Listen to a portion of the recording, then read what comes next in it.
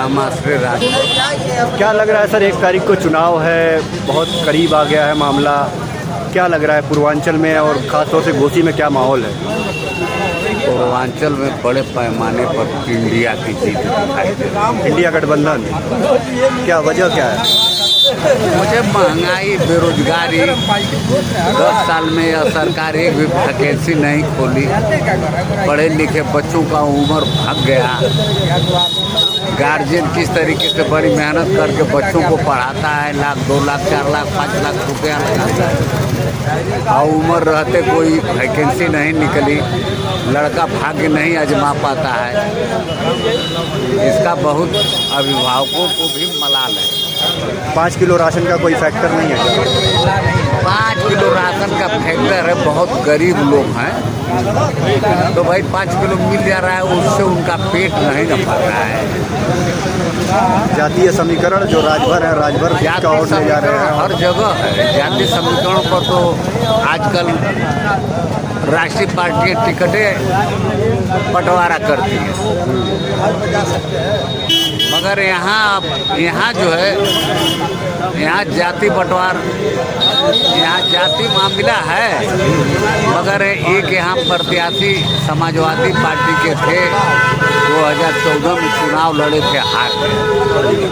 हारने के बाद वो बेचारे 10 बरस से यहीं पड़े रहे, 12 बरस से जनता का सेवा करते रहे और मजलूमों के मुसीबत में काम आए, कोरोना में काम आए, बाढ़ में काम आए। जैसे अग्नि से झोपड़ियाँ उपड़ियाँ जल गई और उनको पता चल गया, वहाँ अपना सहयोग लेकर, दल बल लेकर सेवा भाव में पहुँच गए। तो राजू राय पर भी तो आरोप है कि वो बाहरी है। बाहरी तो इसमें सब है। ये जो भारतीय जनता पार्टी गठबंधन का उम्मीदवार, ये भी तो बाहरी हैं।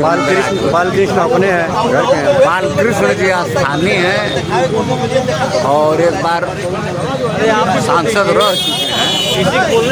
खैर इनके पर कोई आरोप नहीं है, अच्छे आदमी हैं, पढ़े लिखे योग्य हैं, अध्यापक रहे, केंद्रीय विद्यालय से रिटायर हैं।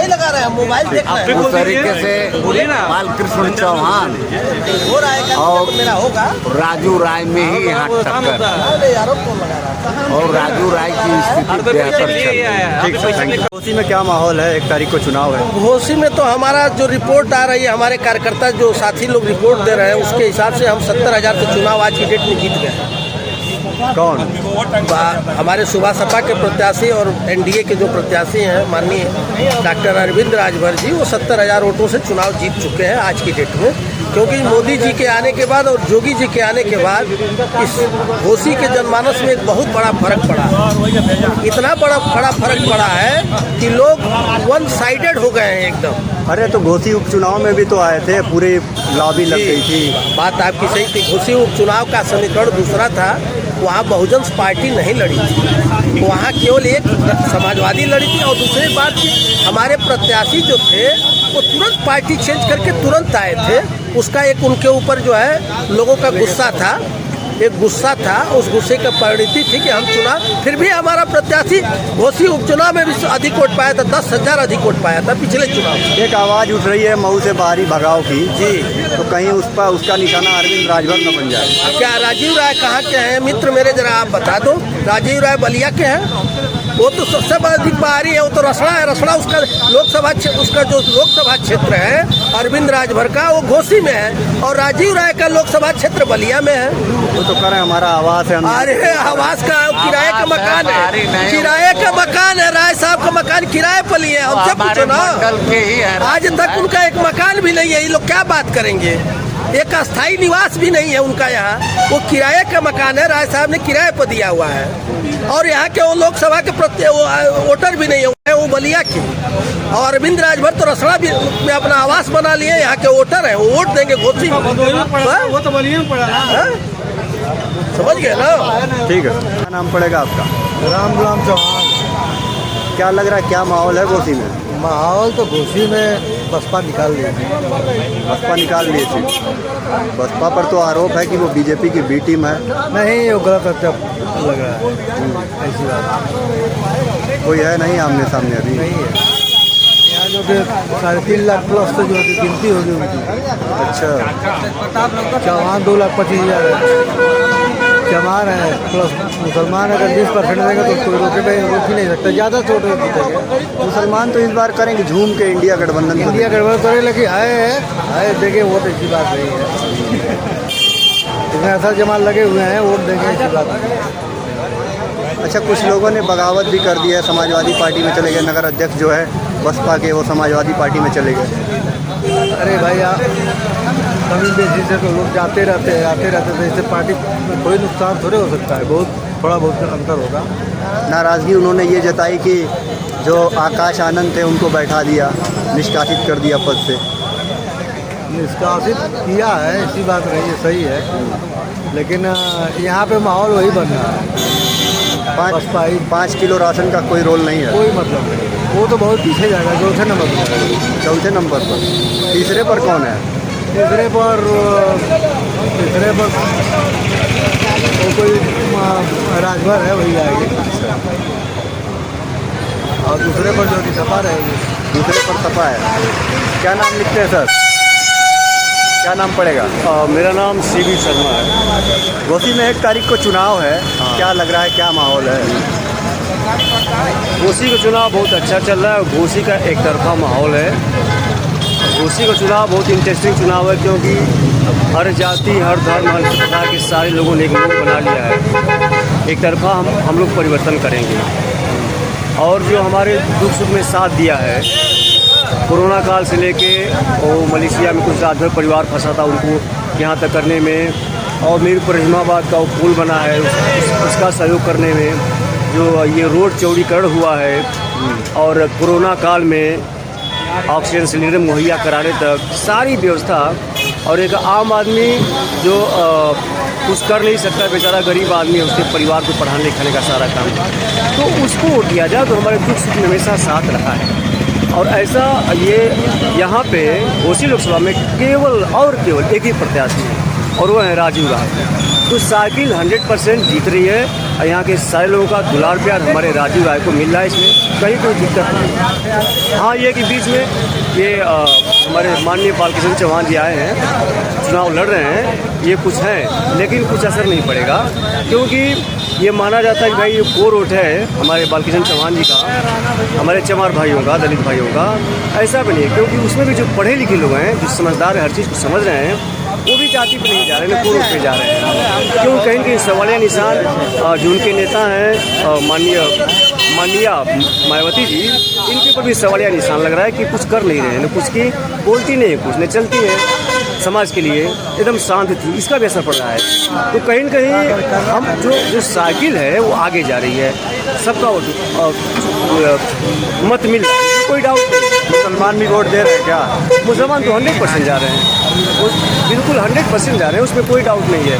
केवल मुसलमान, क्योंकि जातिगत ये जातिगत वोट नहीं पड़ रहा है मेरे भैया पत्रकार महोदय, जातिगत वोट नहीं है। तो ये धर्म की लड़ाई नहीं है, ये विकास और मुद्दे की बात चल रही है। और राज्यों के बारे में एक बात बताते हैं आपको, ये घोसी लोकसभा के लिए वो सेकंड कल्पनाथ है, इसको नोट कर लीजिए, 100%। और घोसी में जो भी विकास चुका है वो राजीव राय पूरा करेंगे, इसमें कोई डाउट नहीं है। क्योंकि हारने के बाद भी 14 में हारे थे, और 10 साल तक उन्होंने जो कर दिया कोई नहीं किया। ओम प्रकाश राजभर मुसलमानों के घरों तक के दरवाजे पीट रहे हैं और वोट की अपील कर रहे हैं, कुछ फर्क पड़ने वाला है? सेंध लगा रहे हैं। ये उनका तो काम है ना, चुनाव वोट जाना कर। लेकिन राजीव राय का चुनाव तो पूरी जनता लड़ रही है, सारी जाति के लोग लड़ रहे हैं।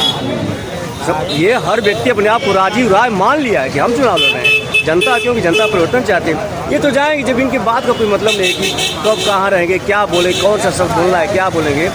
तो अब क्या इनको कहा, इनको कोई लाइक नहीं कर रहा है, तो 100% सारे लोग वोट दे रहे हैं। ठीक, धन्यवाद। शोभनाथ यादव। दूधनाथ शोभनाथ यादव। शोभनाथ यादव। क्या माहौल है मऊ में? मऊ में माल साहब बहुजन समाज पार्टी। यादव होते हुए भी बहुजन समाज पार्टी। बात सुनल जा, जो राज मायावती चला के चली गई, सभी लोग चलाते रहे, सबका देखा हुआ। वो समय नारा उनका था बहुमत में जब आई सरकार में, तो वो बोल रहे हैं कि चढ़ गुंडों के छाती पर बटन दबाओ हाथी पर। तो सारे गुंडे जेल के दरबार में चले गए, तो बहुमत में आ गए नहीं। दूसरी बात, वो राजा हैं, देश चलाने मायावती जानती हैं, और सभी लोग तो जो जौना बक्कर त्योना वो इस नाते पटाई हुई हैं। आने वाली समय में उनका वोट बैलेंस जैसे है तैसे रहेगा, आप बढ़ेगा। और वो मुख्यमंत्री चीफ मिनिस्टर आने वाली समय में हमें लग रहा है कि प्रधानमंत्री के कुर्सी पर उड़ाई जाए। बात समझिए, दवादार होने जा रहे हैं बहन मायावती जी। हम शोभनाथ यादव बोल रहे हैं सर, गाजीपुर के रहने वाले हैं, और 10 सीट पा गई नहीं तो उनके सब बोलाई और बैठी है कुर्सी पर। प्रधान देश चलाने लायक इंदिरा गांधी चलाई, और दूसरा चलाने वाली मायावती जी। एक ज़माना था जब उनकी तूती बोलती थी, 4 बार मुख्यमंत्री रही सूबे की जी। अब क्या हो गया? ऐसा है सर कि होने की बात नहीं है, वो चुपचाप साइलेंट इस नाते पड़ी हुई है, अपना इज्जत अबरू बचा रही हैं। पहले ये लोग कूद लें सर, इसके नाते वो कांसी राम जी का रगड़ी हुई महिला है, वो देश चलाने जानती हैं। मानवर कांसी राम 1585 के नारा पर थे, उनको सिखा के गए हैं, वो सारा ब्यौरा जान रही है, उनका वोटर जान रहे हैं। इधर का किधर कलैया मार करके इनको ले चलिए घींच करके सारा वोटर बता देंगे सर। तो पहले दलित मुस्लिम इत्तेहाद था, वो इत्तेहाद क्यों टूट गया? क्यों अब समाजवादी की तरफ मुसलमान चले गए? ऐसा है, ये लोग आते रहेंगे या जाते रहेंगे, इन लोग का कोई मुद्दा नहीं है। कहाँ बसपा लड़ रही है वहाँ जाएंगे, और जहाँ सपा लड़ रही है वहाँ जाएंगे, भाजपा की तरफ नहीं जाएंगे सर। यहाँ की सीट जो है हम जान रहे हैं कि बसपा बहुत करारा लड़ रही है भीतरी, वो मायावती जी का वोट बोलता नहीं है सर, वो चुप्पा है बेचारा। ठीक, हाँ, थैंक यू। और लाइन में टूटेंगे नहीं। ठीक, थैंक यू। चाह रहे हैं सर, घोसी लोकसभा का चुनाव 1 तारीख को है, क्या माहौल चल रहा है? माहौल यहाँ बहुजन समाज पार्टी का चल रहा है। बहुजन समाज पार्टी का वो लोग तो ताल ठोक रहे हैं कि हम जीत रहे हैं, अरविंद राजभर कह रहे हैं कि हम जीत रहे हैं। तो सही है कि सभी लोग ताल ठोक रहे हैं कि कोई मुसलमान और यादव के वोट पर ताल ठोक रहा है, तो कोई जो है भाजपा के और ये छड़ी के वोट पर ताल ठोक रहा है। मगर हम तो चौहान और चमार के नाम पर ताल ठोक रहे हैं। तो यही न ताल सबकी है कि कोई दूसरी ताल है अलग से। आप लोगों की तादाद ज़्यादा है, इसीलिए आप लोगों को लगता है कि आप जीत जाएंगे। हम जीत जाएंगे, केवल ये 4 विधानसभा जीत जाएंगे, मोहम्मदाबाद, घोसी, मधुबन और रसना, ये मऊ को हम हारेंगे बस। उसकी पूर्ति हम कर लेंगे चारों विधानसभाओं से और चुनाव फाइट कर जाएंगे। वो तो करें 1.5 लाख से राजीव राय जीत रहे हैं, वो करें 1 लाख से हम जीत रहे हैं। वो तो ये तो बहानाबाजी है, ये ये तो काउंटिंग का नाम ना है। मगर हम तो कहेंगे चारों विधानसभा जीत जाएंगे, 1 विधानसभा हारेंगे। कोई अब तक बोला है? मुसलमानों का क्या रुख रवैया है बसपा को लेकर इस बार? क्या मुसलमानों का रुख रवैया क्या नजर आ रहा है? देखिए, मुसलमान कभी भी वोट जो है या तो अपनी जाति को पोल किया है या तो सपा को पोल किया है। करीब आप डोमनपुरा के जो गली है उसके अंदर जाएंगे तो उसी में जो है 250 से 300 वोट जो है बहुजन समाज पार्टी को मुसलमानों का मिलता है। इसमें भी अनुसूचित जाति के लोग रहते हैं। तो कह रहे हैं कि भाजपा की बी टीम हो गई है मायावती, इसीलिए अब थोड़ा सा पतन हो गया। बी टीम तो हो गई है, मगर एक मैं बात बता दूं आपको, संविधान की गरिमा की रक्षा करने के लिए सारे लोग आज आए हुए हैं। मगर संविधान की गरिमा तो उसी दिन से गिराई जा रही है जब संविधान की ड्राफ्टिंग हुई, उसमें अधिकार जो मिल गए, उसके बाद से अवमानना, उसकी अवहेलना आज तक हो रही है। 80 वर्ष 70 वर्ष तक हो चुके हैं। आप बताइए, सब लोग अपना जो है एक शासनादेश चलाते हैं, क्यों नहीं उस संविधान की मूल ड्राफ्टिंग से शुरुआत कर रहे हैं? समता, स्वतंत्रता, बंधुत्व और न्यायप्रिय पर आधारित देश का, इसी आधार पर अंग्रेजों ने इस देश के आज़ाद किया। आकाश आनंद एक आवाज़ बन रहे थे, दबा दिए गए क्या? आकाश आनंद आवाज़ बन गए थे, दबा दिए गए। आनंद आकाश जो है पार्टी के गाइडलाइन से कुछ इधर उधर भटक गए, तो उनको थोड़ा सा रोका गया कि और समझ ले आप। रोका गया या आगे से दबाव था? नहीं, आगे से कोई दबाव नहीं था। दबाव किस क्रिया का नाम है? अरे कह रहे हैं कि वो लोग कह रहे हैं कि अभी ईडी सीबीआई से डरती हैं। मैं कहीं कुछ नहीं है, वो कहना एक फालतू रुमरबाजी है देश के अंदर, कुछ है नहीं। घोसी लोकसभा का चुनाव 1 तारीख को है, क्या माहौल नज़र आ रहा है?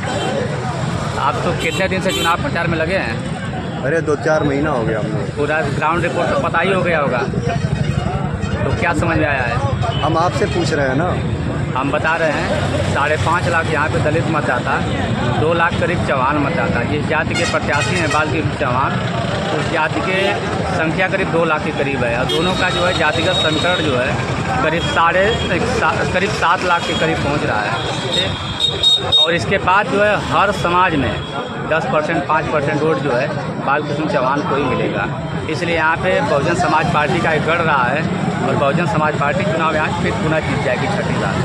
कुछ दलितों से हमारी बात हुई तो उन्होंने कहा कि मायावती अब सिर्फ अपने लिए राजनीति करती हैं, इसलिए हम इंडिया गठबंधन की तरफ जा रहे हैं, संविधान को बचाना है। वो तो ऐसे लोग हैं ना जो मायावती को ऊपर जो उंगली उठा रहे हैं, अपने माँ के चरित्र पर भी उंगली उठाते होंगे। यहाँ पे आप भी बताइए कि जिस ट्रेन में हजारों की भीड़ होती है, ड्राइवर सिंगल होता है ना, ये पूरे लोग ड्राइविंग करते हैं और मायावती को उंगली उठा रहा है, जिसकी वजह से उसकी पहचान है, उसकी हैसियत क्या है जो कि इस तरह से मायावती पे उंगली उठा रहा है। आकाश आनंद एक आवाज़ बन रहे थे, उनको दबा दिया गया, पद से निष्कासित कर दिया गया, कारण क्या था? देखिए, कारण सिर्फ एक है, पार्टी कभी भी अनुशासनहीनता बर्दाश्त नहीं करती है, भले वो कोई भी हो। यहाँ पे आप इसके पिछले कार्यकाल में भी देखे होंगे कि जो मंत्री रहा हो, कोई भी रहा हो, और यहाँ तक कि अपने आवास पे जो उमाकांत सांसद थे, यहाँ पे अपराधी प्रवृत्ति के थे, बसपा के सांसद थे जौनपुर से, और उनके आवास पे सिफारिश करने के लिए आए थे कि हमारी गिरफ्तारी न हो, और वहीं पे बेंच ने गिरफ्तार करवाया। तो कानून व्यवस्था के साथ, अनुशासनहीनता के साथ बहुजन समाज पार्टी ने कभी समझौता किया है और नहीं कभी करेगी। क्या सच बोलना अनुशासनहीनता में आता है? सच नहीं बोलना, क्योंकि वहाँ पे हेड एंड स्पीच का मामला था। वहाँ पे कुछ इनके ऐसे वायलेंस है जिससे कि जो है एक जातिगत और सामाजिक संकट बिगड़ने का डर था, इसलिए बेंच ने उनको मना कर दिया कि आप थोड़ा सा अनमेच्योर्ड हो, थोड़ा सा आप रुको अभी। क्या आपको लगता है कि इस लोकसभा चुनाव में बहन जी अपना राजनीतिक वजूद बचा पाएंगी? आप ये समझिए कि जिस पार्टी का जो है 23 राज्यों में जनाधार है, जो बहुजन समाज पार्टी अभी 4 राज्य का चुनाव हुआ है, वहाँ पे पता कर लीजिए 6%, 7%, 8% वोट वहाँ एक लहर में मिला है इसको, जो है बहुजन समाज पार्टी को। और ये सिर्फ सांसद विधायक जिताना ही पार्टी का मकसद नहीं है, पार्टी के वजूद को भी बचाना है ना।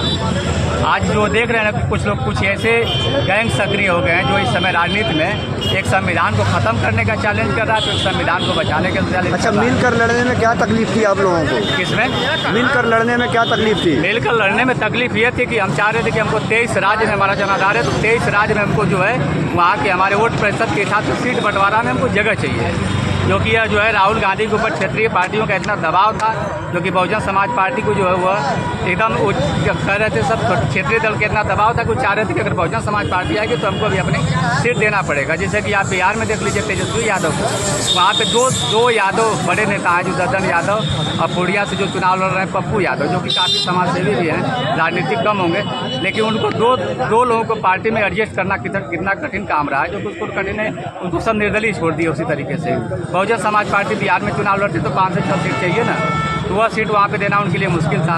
बंगाल में वही हाल था, मध्य प्रदेश में वही हाल था, राजस्थान में वही हाल था। हर जगह पे बहुजन समाज पार्टी अपने वोट के हिसाब से चाह रही थी कि पूरे देश में हमारा एक सम्मानजनक गठबंधन हो, तब हम चुनाव लड़ेंगे। उत्तर प्रदेश में जो गठबंधन करें। आपके विरोधी कह रहे हैं कि रसड़ा में सिर्फ एक विधायक बचा है। आप रसड़ा में विधायक एक बचा है ना, सिर्फ आप जो है नतीजे पे क्यों जा रहे हैं, आप उसके तरीके पे जाइए ना।